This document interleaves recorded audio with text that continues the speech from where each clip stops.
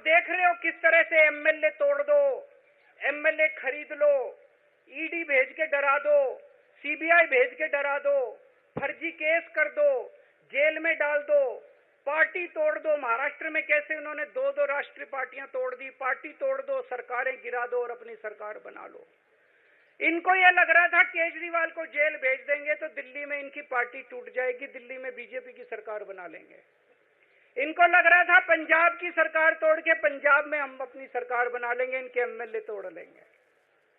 लेकिन हमारी पार्टी नहीं टूटी, हमारे एमएलए नहीं टूटे, हमारे एमएलए तो छोड़ो, कार्यकर्ता भी नहीं टूटे। इनकी बड़ी बड़ी साजिशों के खिलाफ, बड़े बड़े षड्यंत्रों के खिलाफ केवल आम आदमी पार्टी में ताकत है जो आज इनका सामना कर रही है। इनको लगा केजरीवाल के हौसले तोड़ देंगे। आज मैं आपके सामने खड़ा हूं और मैं पूरे विश्वास के साथ कह रहा हूं कि जेल के इन 150-200 दिन जो मैं जेल में रहा, इन दिनों ने मेरे हौसले को और 100 गुना बढ़ा दिया है, कम करने की बजाय। ये लोग पूछते हैं कि केजरीवाल जब जेल में था इसने इस्तीफा क्यों दिया, क्यों नहीं दिया? जेल में से सीएम के पद से इस्तीफा क्यों नहीं दिया? मैंने इस्तीफा इसलिए नहीं दिया क्योंकि मैं देश के जनतंत्र को बचाना चाहता था। इन्हें जो इतने फॉर्मूले बना रखे हैं, एमएलए तोड़ दो, पार्टियां तोड़ दो, एमएलए खरीद लो, डरा दो, अब एक फॉर्मूला और इन्होंने नया बनाया है। जहां जहां ये चुनाव हारे वहां वहां के मुख्यमंत्री पे फर्जी केस करके उसको गिरफ्तार कर लो और उसकी सरकार गिरा दो। अगर मैं इस्तीफा दे देता, अगर मैं हेमंत सोरेन साहब ने इस्तीफा दिया, मैं भी इस्तीफा दे देता, इन्होंने सीतारमैया पे भी अभी केस किया है। इस सीतारमैया साहब के ऊपर इन्होंने पिनाराई विजयन के ऊपर भी केस कर रखे हैं, ममता दीदी के ऊपर केस कर रखे हैं। ये एक ऑपोजिशन के मुख्यमंत्री को नहीं छोड़ते, एक एक को पकड़ के फर्जी केस कर करके उनको जेल में डाल देते और एक एक की सरकार गिरा देते। मैं जेल में गया, अभी 10 दिन पहले सुप्रीम कोर्ट की एक बेंच ने पूछा सरकार से कि जेल के अंदर से सरकार क्यों नहीं चल सकती। बड़ा आप लोगों ने अखबार में, सुप्रीम कोर्ट ने पूछा है केंद्र सरकार से कि जेल के अंदर से सरकार क्यों नहीं चल सकती, तो जेल के अंदर से सरकार साबित कर दिया हमने। अब मैं देश के सारे नॉन बीजेपी मुख्यमंत्रियों से हाथ जोड़ के विनती करना चाहता हूं, अब अगर प्रधानमंत्री जी हिम्मत करें आप पे फर्जी केस करके आपको जेल में डालें, इस्तीफा मत देना, किसी हालत में इस्तीफा मत देना, जेल से सरकार चलाना हम सबको मिलके। ऐसा नहीं कि हम पद के लालची हैं, ऐसा नहीं कि मुख्यमंत्री पद हमारे लिए महत्वपूर्ण है, इसलिए क्योंकि हमारे लिए हमारा संविधान जरूरी है, हमारा देश जरूरी है, जनतंत्र जरूरी है, जनतंत्र को बचाना जरूरी है। इतने भारी बहुमत से जीती हुई सरकार, एक बार 70 में से 67 सीट आई, एक बार 70 में से 62 सीट आई और आप पकड़ के जेल में डाल दोगे और कहोगे इस्तीफा दे। मैं सारे मुख्यमंत्रियों से आज हाथ जोड़ के विनती करना चाहता हूं, इनका ये नया फॉर्मूला भी आम आदमी पार्टी ने फेल कर दिया है, जो इन्होंने नया फॉर्मूला बनाया।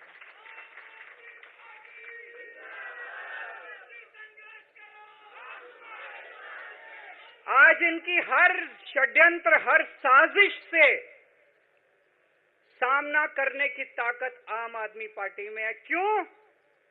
क्योंकि हम ईमानदार हैं। दिल्ली में सरकारी स्कूल थे, गरीबों के बच्चे सरकारी स्कूल में पढ़ने जाया करते थे। सरकारी स्कूलों की हालत बहुत खराब थी, गरीबों के बच्चों का कोई भविष्य नहीं था।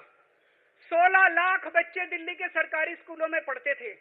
टूटे फूटे टिन के स्कूल थे, डिब्बे थे, स्कूल क्या डिब्बे थे, कोई पढ़ाई नहीं होती थी, गरीबों के बच्चों का भविष्य खराब था। उन गरीबों के बच्चों को पिछले 10 साल के अंदर 18 लाख बच्चों को हमने सरकारी स्कूल अच्छे बना के भविष्य दिया है। हम ये कैसे कर पाए? हम ये कर पाए क्योंकि हम ईमानदार हैं। आज अगर किसी के घर में कोई बीमार हो जाए, प्राइवेट में ले जाओ, लाखों लाखों रुपए खर्च हो जाते हैं। अगर थोड़ी सी सीरियस बीमारी हो, छोटी सी बीमारी हो, 10-15 हजार रुपए कहीं नहीं गए, इन बड़े बड़े अस्पतालों में ले जाओ। दिल्ली के अंदर हर सरकारी अस्पताल को शानदार बनाया, नए नए सरकारी अस्पताल खोले, गली गली में मोहल्ला क्लिनिक खोला, लोगों की चाहे अमीर हो चाहे गरीब हो सबका इलाज, सबकी दवाइयां, सबके टेस्ट, पूरा इलाज मुफ्त कर दिया। क्यों? क्योंकि हम ईमानदार हैं। आज दिल्ली की महिलाएं जब बस में सफर करती हैं उनकी टिकट नहीं लगती। बाकी देश की सरकारें घाटे में चल रही हैं, दिल्ली की सरकार ये सब सुविधा देने के बावजूद फायदे में चल रही है। क्यों? क्योंकि हम ईमानदार हैं। आज दिल्ली के अंदर इतनी सुविधाएं, 24 घंटे बिजली आती है आज दिल्ली में, पहले 8-8 घंटे के पावर लगते थे। हम ये कर पाए क्योंकि हम ईमानदार हैं। आज दिल्ली के लोगों को फ्री बिजली मिल रही है, कैसे? क्योंकि हम ईमानदार हैं। आज दिल्ली में जगह जगह सीसीटीवी कैमरे लग गए, स्ट्रीट लाइट्स लग रही हैं, लोगों को तीर्थ यात्रा कराई जा रही है। इतने कच्ची कॉलोनियों के अंदर पिछले 75 साल में इतनी सड़कें और गलियां नहीं बनी जितनी पिछले 10 साल के अंदर हमें सड़कें और गलियां बना दी। 75 साल के अंदर दिल्ली में इतनी पानी की पाइपलाइन नहीं डली जितने पिछले 10 साल के अंदर पानी की पाइपलाइन डाल दी। कहां से आया पैसा? क्यों? क्योंकि हम ईमानदार हैं। ये हमारी ईमानदारी से डरते हैं, ये हमारी ईमानदारी से डरते हैं। ये बिजली फ्री नहीं कर सकते। क्यों? ये बेईमान है। ये स्कूल ठीक नहीं कर सकते। इनकी 30-30 साल से सरकारें चल रही हैं कई राज्यों के अंदर, 25-25 साल से, 15-15 साल से इनकी सरकारें चल रही हैं। ये स्कूल ठीक नहीं कर सकते, अस्पताल ठीक नहीं कर सकते, ये फ्री इलाज नहीं दे सकते, ये बिजली फ्री नहीं कर सकते, ये 24 घंटे बिजली नहीं कर सकते। क्यों? ये बेईमान, ये बेईमान है।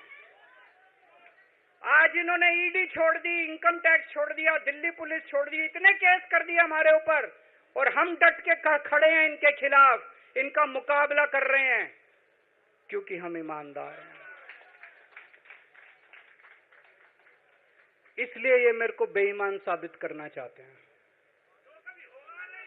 ये मेरे को बेईमान साबित करना चाहते हैं। मेरे ऊपर कीचड़ फेंक रहे हैं, मेरे ऊपर लांछन लगा रहे हैं, मुझे सुबह शाम गालियां देते हैं। लेकिन मेरे लिए बीजेपी इंपॉर्टेंट नहीं है, मेरे लिए आप लोग इंपॉर्टेंट हो। अगर देश की जनता, दिल्ली की जनता को लगता है केजरीवाल बेईमान है, मैं 1 मिनट के लिए सीएम की कुर्सी पे भी नहीं बैठूंगा। 1 मिनट के लिए मैं बैठने को तैयार नहीं। मैंने अपने जीवन में कुछ नहीं कमाया, मेरा बैंक अकाउंट खाली है, हमारी पार्टी का बैंक अकाउंट खाली है। मैंने जिंदगी में कुछ नहीं कमाया, अपनी इज्जत और अपनी ईमानदारी के सिवा मेरे पास कुछ नहीं आया। इनकम टैक्स में कमिश्नर की नौकरी करता था, 2000 में नौकरी छोड़ के सन 2000 से 2010 तक 10 साल मैंने दिल्ली की झुग्गियों के अंदर बिताए हैं। कुछ महीने दिल्ली की झुग्गियों में जाके रहा मैं, झुग्गी के अंदर, नंद नगरी, सुंदर नगरी की झुग्गियों के अंदर मैंने गली गली में खाक छानी है कि गरीब आदमी रहता कैसे, उसके घर का गुजारा कैसे चलता है। अगर पैसे कमाने होते इनकम टैक्स कमिश्नर की नौकरी बुरी नहीं थी। और जब मैंने नौकरी छोड़ी थी तब कोई पार्टी नहीं थी, कुछ नहीं थी। ऐसा नहीं था कि उस टाइम ये था मुख्यमंत्री बनने चला था या कोई पार्टी, कुछ नहीं था, कोई भविष्य नहीं था, केवल देश के लिए जुनून था कि देश के लिए कुछ करना है, देश के लिए कुछ करने हैं। 49 दिन की सरकार के बाद इस्तीफा दिया था, अपने असूलों के लिए इस्तीफा दिया था। किसी ने इस्तीफा मांगा नहीं था, अपने आप इस्तीफा दिया था। आज के तारीख में, आज के जमाने में कोई अपनी चपरासी की नौकरी नहीं छोड़ता। मैंने मुख्यमंत्री की कुर्सी छोड़ी थी, अपने आप छोड़ी थी। न पद का लालच है, न दौलत का लालच है, केवल देश के लिए कुछ करने का जुनून है, देश के लिए कुछ करने के लिए आए हैं।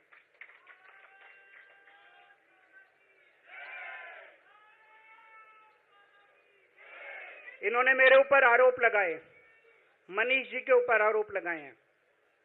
इस देश का जो सबसे कठोर कानून है, ईडी का कानून, पीएमएलए, जिसमें बेल भी नहीं मिलती, बेल मिलनी भी मुश्किल है, उसके अंदर हमारे ऊपर तरह तरह के इन लोगों ने आरोप लगाए हैं। कोर्ट से हमको बेल मिल गई, उसके बावजूद आज की तारीख में, आज जो स्थिति है, इससे फालतू कोर्ट और कुछ नहीं कर सकता था जितना कोर्ट ने कर दिया हमारे पक्ष में। हम कोर्ट के बहुत शुक्रगुजार हैं। कोर्ट ने हमें बेल दे दी, अभी बेल तक ही दे सकता था। अब ये केस चलेगा। मैंने वकीलों से पूछा, मैंने कहा मेरा दिल कहता है कि जब तक ये मैं कोर्ट से बरी होके ना आ जाऊं तब तक मैं सीएम की कुर्सी पे नहीं बैठूंगा। उन्होंने कहा जी ये 10 साल चलेगा केस, कोई कह रहा है 15 साल चलेगा केस, कोई कह रहा है 20 साल चलेगा केस। तो केस ये अभी लंबा चलेगा। आज कोर्ट जितना कर सकता था, कोर्ट ने हमारे पक्ष में निर्णय लिया है, हमें बेल दे दी। उन्होंने ऐसे कानून में जिसमें बेल मिलनी नामुमकिन होती है, उन्होंने बेल दे दी।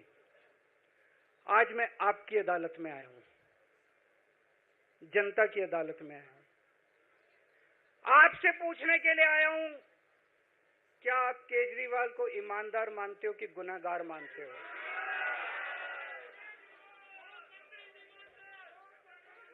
मैं दिल्ली की जनता से पूछना चाहता हूं, मैं देश की जनता से पूछना चाहता हूं कि क्या केजरीवाल ईमानदार है कि गुनहगार है? दोस्तों, 2 दिन के बाद, आज से 2 दिन के बाद मैं सीएम की कुर्सी से इस्तीफा देने जा रहा हूं।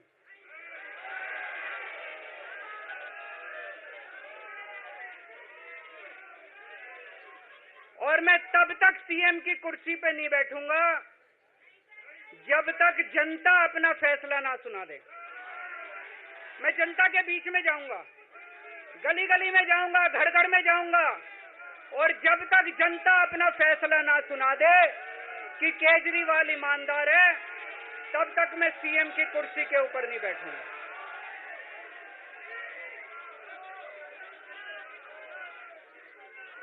आज से कुछ महीने बाद चुनाव है, दिल्ली के चुनाव है।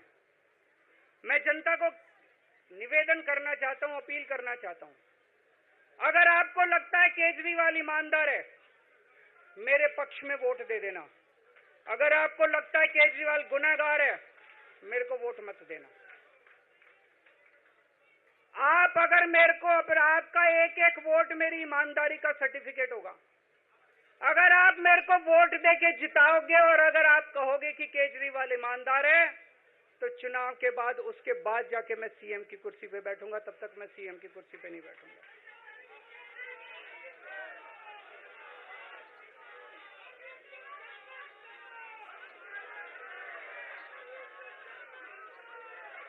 आपको लग रहा होगा